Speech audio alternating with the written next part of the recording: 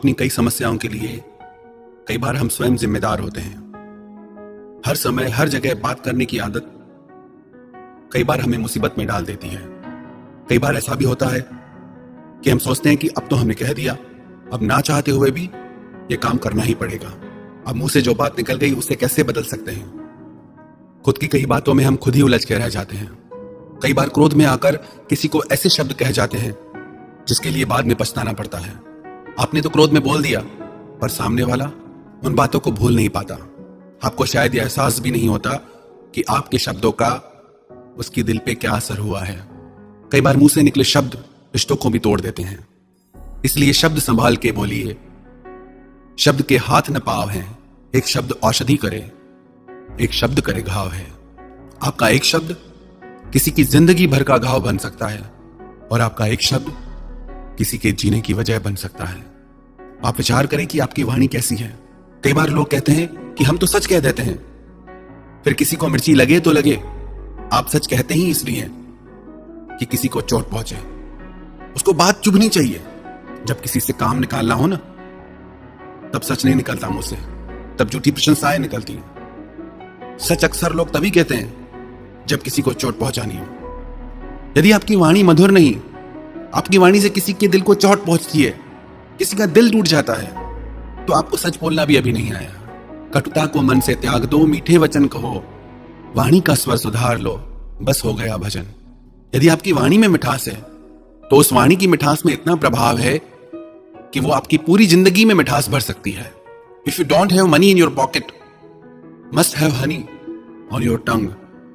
आपके पास धन हो ना हो, पर यदि आपकी वाणी मधुर होगी तो सब आपका सम्मान करेंगे। आप स्वयं भी उसी व्यक्ति का सम्मान करोगे जो मीठा बोलता है। तीखा और कड़वा बोलने वाले व्यक्ति से सब दूर भागते हैं कि कौन सुनेगा इनको। कड़वे और तीखे शब्द किसी से भी नहीं सुने जाते, आप भी नहीं सुन पाएंगे। तो आपके बोले कड़वे शब्द कोई और कैसे सुन सकता है। खुदा को भी सख्ती पसंद नहीं थी बयान में, इसीलिए तो हड्डी नहीं दी जुबान में। तो क्या बोलना है, कैसे बोलना है, कहां बोलना है, कितना बोलना है, यदि हमें इन सब बातों की समझ हो जाए तो जिंदगी की सारी उलझनों से हम दूर हो जाएं। एक बार राजा भोज अपनी रानी के महल में गए। उनकी रानी अपनी सखियों के साथ बैठ के बातें कर रही थी। तभी राजा वहां आ गए और रानी से कुछ कहने लगे। तो रानी बोली, आओ मूर्ख। यह सुन के राजा को बहुत बुरा लगा कि रानी ने मुझे मूर्ख क्यों कहा। राजा उस समय तो वहां से चला गया और अपनी सभा में आके बैठ गया। वहां जो भी आता राजा उससे कहता, आओ मूर्ख। सबको लगा कि आज राजा को क्या हो गया है, क्यों सबको मूर्ख बोल रहे हैं, और कोई भी राजा के डर से कुछ कह नहीं पाया। फिर उनकी सभा में कालिदास जी आए, जो भारत में संस्कृत के महान कवि भी माने जाते हैं। राजा ने उन्हें भी कहा कि आओ मूर्ख। तो कालिदास जी ने उनसे कहा, जो खाते हुए चलता है, जो बातें करते करते हंसता है, जो बीती बातों का शौक करता है, और जो अपने किए गए काम का अभिमान करता है, और जो दो व्यक्तियों के बीच आके बोलता है, इन पांचों को मूर्ख कहा जाता है। और मैंने इन पांचों बातों में से ऐसी कोई क्रिया नहीं की, ऐसी कोई हरकत नहीं की, आप मुझे मूर्ख क्यों कहते हो। तब राजा को समझ में आया कि रानी ने मुझे मूर्ख इसलिए कहा क्योंकि वो अपनी सखियों से बातें कर रही थी और मैं बीच में बोला। तो कहां बोलना है, कब बोलना है, कैसे बोलना है, कितना बोलना है, यदि हमको इस चीज की समझ नहीं होगी तो हमारे बोलने से हमेशा कोई ना कोई उलझन खड़ी हो जाएगी। आप कभी विचार करना, जितना भी आप बोलते हैं, क्या आपको उतनी बातें करने की जरूरत है। कभी ध्यान देना, जितना भी आप सारे दिन में बोलते हैं, यदि आप उसका 90% ना भी बोले तो भी आपका काम चल जाएगा। जो इंसान बहुत ज्यादा बोलता है, सब उससे दूर भागते हैं कि इसके पास बैठे तो उसकी बातें सुननी पड़ेगी। तो उतना ही बोलें जितना जरूरी हो, उतना बोलें जितना लोग आपको सुनना चाहें। मौन में बड़ी ताकत है। यदि कोई मूर्ख व्यक्ति मौन करके बैठ जाए तो वो भी लोगों को विद्वान सा लगता है। ज्यादा बोलने वाले लोग अक्सर उलझनों में फंस जाते हैं। आप कभी एक प्रयोग करके देखना, कहीं चार लोग आपस में बातें कर रहे हो, वहां आप खड़े होकर सिर्फ उनकी बातों को सुनना, पर खुद कुछ मत बोलना। थोड़ी देर में आपको लगेगा कि कितनी फालतू बातें कर रहे हैं ये लोग, कोई मतलब नहीं इन बातों का। पर जब आप खुद भी उनके साथ बातों में लग जाते हो, तब आपको पता भी नहीं चलता कि आप स्वयं भी व्यर्थ की बातें कर रहे हो। हमारी जिंदगी के कितने झगड़े दूर हो जाएं अगर हम ये सीख जाएं कि कब चुप रहना है और कब बोलना है। हर जगह चुप रहना भी अच्छा नहीं, हर जगह बोलना भी अच्छा नहीं। हमने देखा है लोगों को कि किसी की कही बातों को कई बार वो जीवन भर नहीं भुला पाते, हृदय में बैठ जाते हैं शब्द। किसी के प्रिय वचनों को लोग हृदय में बिठा लेते हैं, कई बार किसी की कही कड़वी बातों को भी लोग हृदय से निकाल नहीं पाते। आपको आपके जीवन में कौन सा स्थान मिलेगा वो आपके बोलने पे निर्भर करता है कि आप कैसे बोलते हैं। आपके बोलने पे निर्भर करता है कि आपको सम्मानजनक जीवन मिलेगा या आपको अपमान मिलेगा। आपके बोलने पे निर्भर करता है कि लोग आपको प्यार करेंगे या लोग आपसे परेशान रहेंगे। और चीजों की चाहे हमें समझ हो या नहीं हो, पर इतना जरूर करें कि अपनी बोलचाल को थोड़ा संयमित करें, सभ्य करें। जितना हम बोलते हैं उतना बोलने की हमें जरूरत नहीं। यदि हमारे पास धन है, अगर हम जरूरत से ज्यादा खर्च करेंगे तो हो सकता है एक दिन हमें तकलीफ हो जाए। ऐसे ही वाणी है, जरूरत से ज्यादा इसका उपयोग करने पर हमें परेशानियों का सामना करना पड़ता है। कई बार लोग कहते हैं कि अच्छा हुआ उस परिस्थिति में हम चुप रहे, हम बच गए क्योंकि हमने कुछ बोला ही नहीं। यदि बोलते तो फंस जाते। हम कई बार बोल के खुद को खुद फंसा लेते हैं, फिर कहते हैं क्या करें।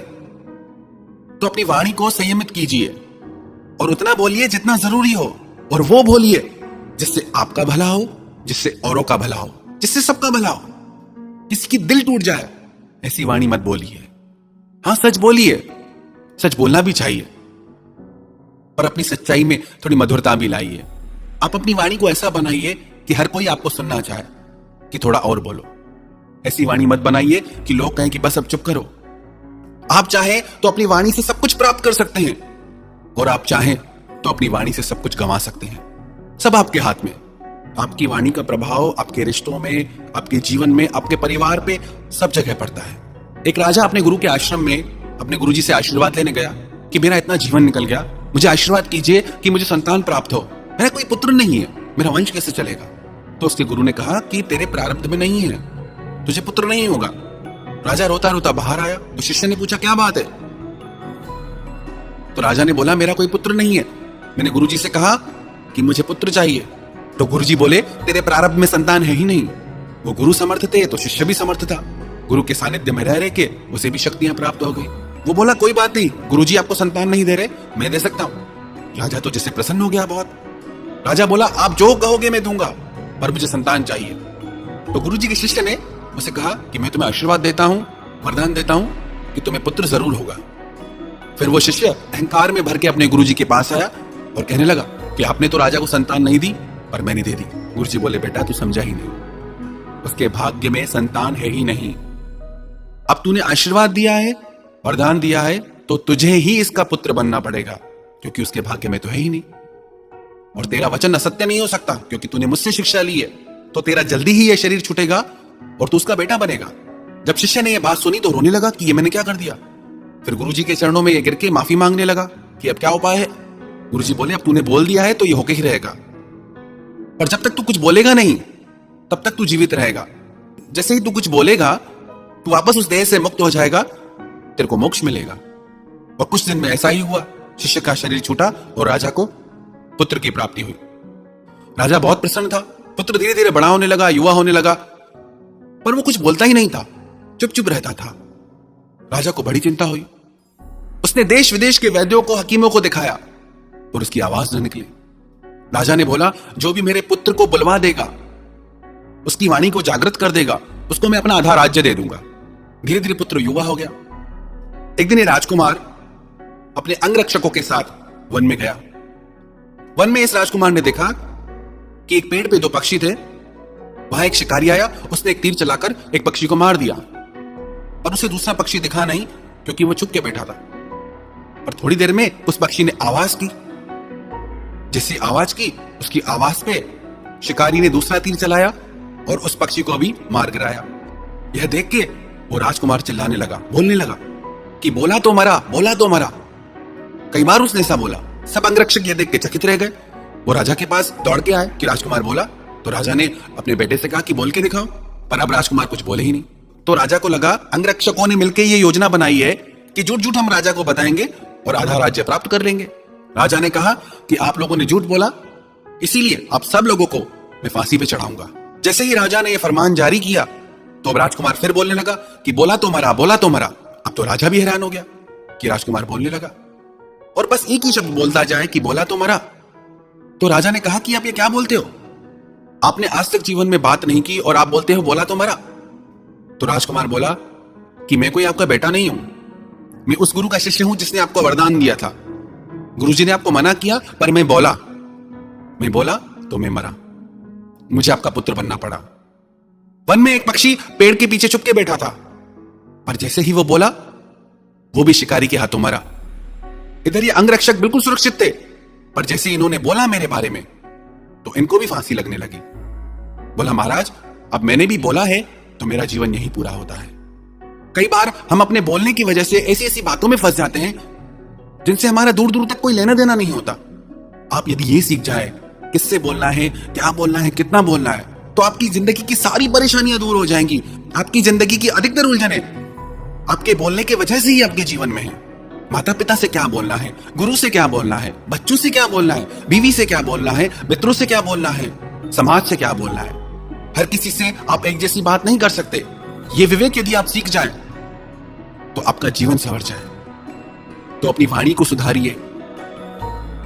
यदि आप अपनी वाणी सुधारेंगे तो आपका जीवन भी संवर जाएगा। यदि आपको बोलने की कला आ जाए तो आप दुनिया जीत सकते हैं। यदि आपको बोलना आ गया तो पक्की बात है आपको जीना आ गया।